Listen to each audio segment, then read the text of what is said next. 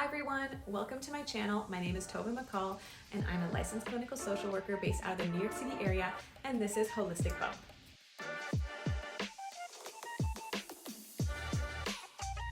Today we have an episode that's going to be incredibly helpful for all you new parents. We're diving into the wonderful world of feeding your baby in the first 0 to 6 months. From breast milk to formula, we've got you covered with a variety of nourishing approaches. So let's jump right in. Our first topic is the golden standard of infant nutrition, breast milk. It's not only an excellent source of nutrients, but also a special bonding time between you and your baby if you're breastfeeding. Keep in mind that not all people can breastfeed, so we will discuss alternative methods of feeding next. If you are delivering at a hospital, there are on-call lactation consultants that are there to help you with your first experience breastfeeding. Please utilize this resource. Also, the hospital has hospital-grade breast pumps for you to get your milk flowing. Right after you deliver your baby, you will not be producing milk, but a substance called colostrum.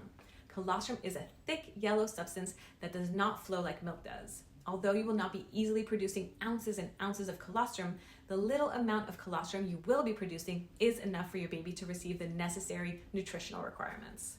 Your milk only really comes in 3 to 5 days after birth, so believe it or not, if you manage to breastfeed, your baby is surviving off a small amount of colostrum per day. Keep in mind that when you pump, you sadly won't get as much milk as when your baby breastfeeds, as babies are much more efficient than breast pumps. Therefore, do not be alarmed or discouraged when you see less colostrum or milk in the pump.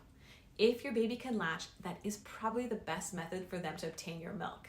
However, pumping is extremely useful if you have a partner or a helper at home who can feed the baby. Breast pumps are also usually free or cost-effective with your insurance company. So before you go out and buy one, take a look at what your insurance will provide you. Hands-free breast pumps are clutch but not covered by insurance, unfortunately.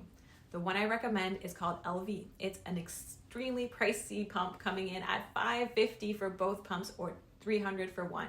And I have not personally used this brand, but know many moms who have and loved it.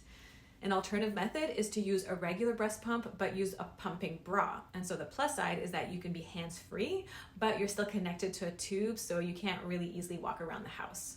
Another great alternative pump is the Haka. This isn't quite a pump, but a suction bottle that wraps around the nipple as you're breastfeeding your baby. As you breastfeed, what often happens is you experience the letdown in both breasts. This letdown is a response from your body that allows your milk to flow.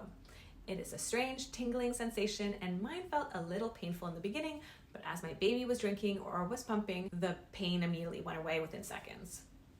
Unfortunately, unless you're feeding twins, one breast will secrete milk without being used, and as we all know, breast milk is known as liquid gold, so we don't want that gold going to waste. The Haka helps gather any excess milk that secretes while breastfeeding.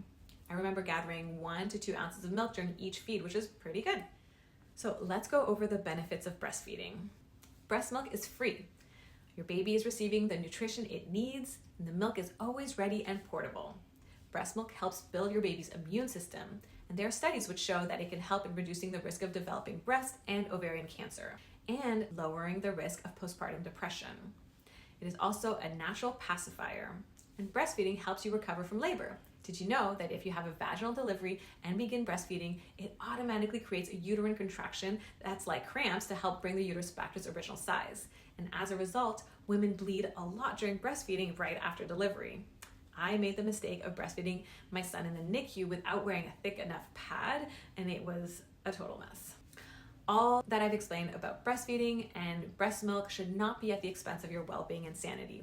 Many women cannot or won't breastfeed for a variety of reasons. The baby has tongue tie, nipples are inverted, mastitis has developed in the breasts, low milk production, or personal preferences. Many moms would like to breastfeed their children right after birth, but then feel discouraged if they can't. They may even feel stressed or like their bodies are failing them if breastfeeding looks like it isn't an option. I remember having a lot of difficulty with my milk production in my second pregnancy and taking herbs and supplements to try and boost my milk supply, which unfortunately didn't work. It felt incredibly discouraging when I switched to formula, but also the best thing that ever happened to me. Once I stopped breastfeeding, I felt like I got my old body back. No longer did I feel like a farm animal, but it took time for me to change my perspective and to get there. Now let's talk about formula feeding. It's a fantastic alternative for moms who choose not to breastfeed, who can't breastfeed, or who need to supplement. There are so many brands of formula out there and it's hard to find the right one. What do I look for in a formula? Am I looking for cow's milk or soy-based, hydrolyzed, and what does it all mean? So let's look at these different types of formula together. Cow's milk formula uses cow's milk as its main ingredient, but the milk has been treated to make the protein more easily digestible. According to the American Academy of Pediatrics, cow's milk formula is the most prevalent type of formula on the market and makes up about 80% of all formulas sold. Hydrolyzed formula contains protein that has been broken down into smaller protein, making it more easily digested. Hydrolyzed formulas may be partially or exclusively hydrolyzed and are often marketed as calm or gentle. These types of formulas are designed for babies who can't tolerate cow's milk or soy-based formula, or for babies with a protein allergy. These formulas have cow's milk protein that have been extensively broken down, so they are unlikely to cause an allergic response. Soy formula is made from soy and may be recommended if you're looking to exclude animal products from your baby's diet, or if your baby is allergic or intolerant to cow's milk formula or lactose. And then finally, specialized formula is designed for babies who have particularly medical needs or medical conditions such as premature babies or babies with a high risk of developing allergies. Therefore, if you decide to formula feed your baby, do some research ahead of time. And Target has a large variety of cow's milk and alternative formulas for you to choose from.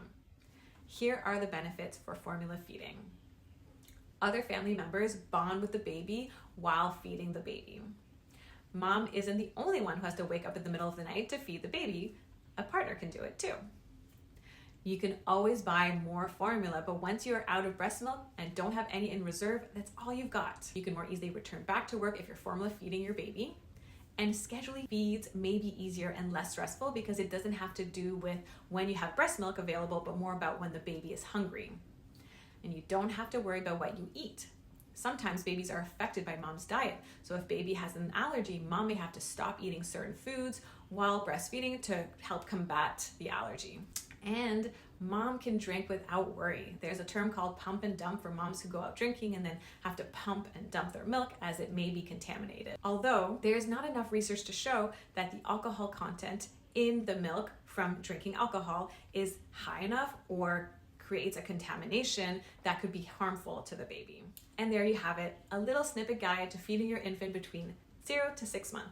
Remember, every baby and mom is unique, so finding what works best for you and your little one is the ultimate goal. Whether you choose breastfeeding or formula feeding or a combination of both, the most important thing to provide is love, care, and nourishment. Thank you for watching. My name again is Tova McCall, and I hope you've enjoyed listening to this segment of Holistic Bump, where we discussed the difference between formula feeding and breastfeeding.